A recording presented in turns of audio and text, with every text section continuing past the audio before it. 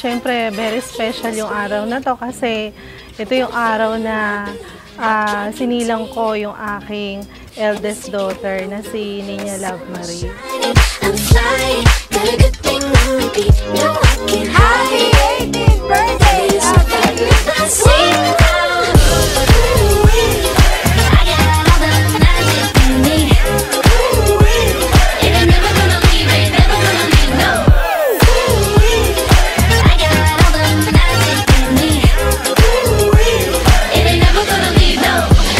Matagal namin tinula ng mag-asawa to. Mga last year pa siguro namin tinula Tapos nung final namin, mga 2 months before siguro yun, na-final na namin. Actually, very busy kasi sa work. Yung mga nag-assist sa akin, yung ilang kong mga kasamahan, na teachers din. Tapos yung mga ali-ali ko, yung mga pinsan ko din na nagbibigay sa akin ng idea or suggestion kung paano gawin.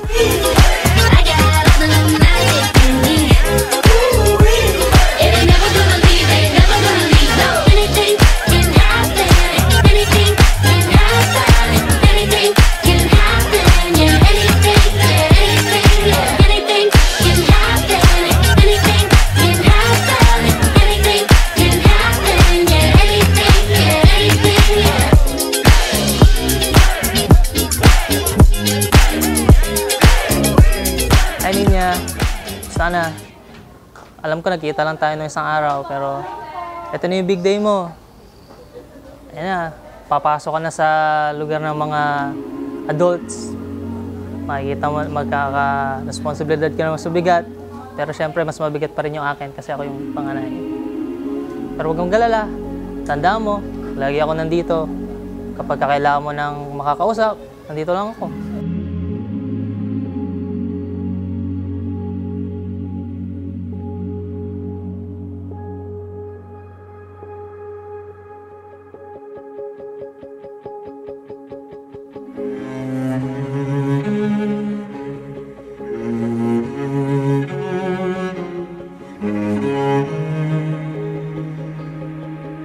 Ninya, ang wish ko sa iyo, magpakatino ka na. Ayusin mo din kung ano yung mga desisyon mo sa buhay. Matanda ka na. Onting taon na lang, tutuntong ka na din ng kolehiyo. Magiging magkasama din ulit tayo.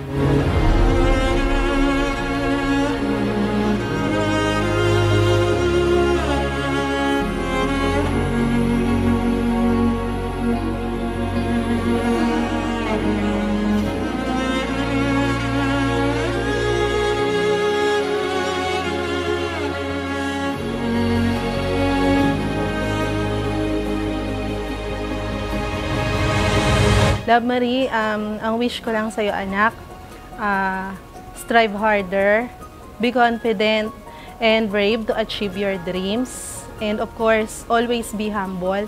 And most of all, commit all your plans to God. Kasi lahat naman ng mga ambisyon natin, makukuha natin yan. Basta meron tayong blessing ni Lord. Maging masaya ka sana sa birthday na to. Love na love ka namin ni Mami. Ay, naiyak ako. Ayoko umiyak.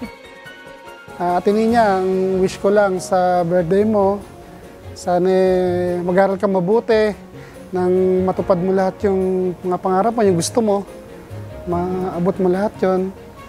At sana rin, huwag kang magbabago sa amin, ng mami mo. Minsan kasi, mahigpit kami sa'yo, pero pinoproteksyonan ka lang namin. At salamat din sa'yo sa tulong na ibinibigay mo sa amin araw-araw. Come our birthday celebrant, lovely Marie F. Verde. Palakpakan naman tayo dyan.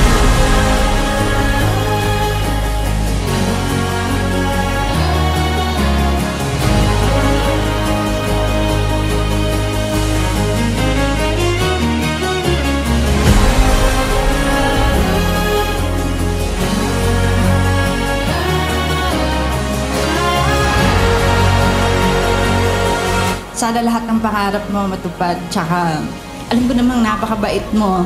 Tsaka nag-aaral kang mabuti. Lagi mong tatandaan na nandito lang ako sa inyo ni Mami. At tsaka unang-unang best friend mo dapat si Mami. Diba?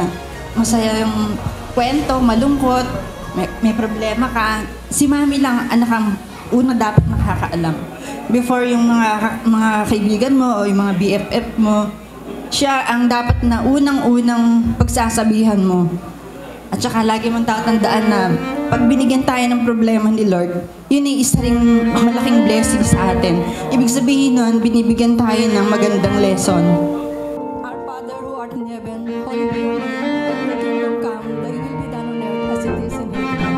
Give us this day our daily bread, and forgive us our sins, as we forgive those who sin against us. And do not bring us to test, but deliver us from evil.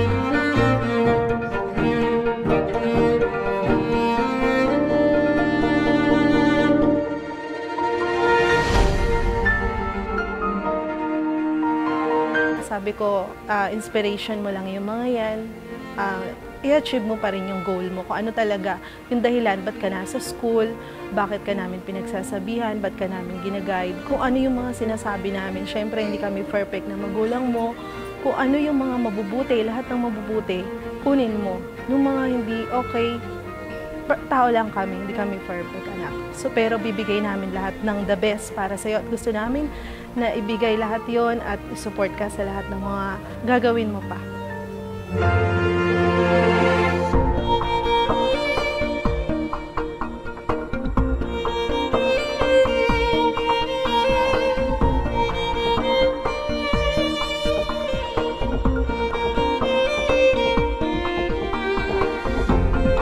Happy 18th birthday, Ninya. Actually, yung gift ko is walang meaning. Parehas kami ng gift ni Sir Edmark. Mag-wish na lang ako. Wish ko sa'yo is makapagtapos ka ng pag-aaral, matupad mo yung pangarap mo, at masukliat mo yung paghihirap ng magulang mo. Ayan lang. Happy birthday!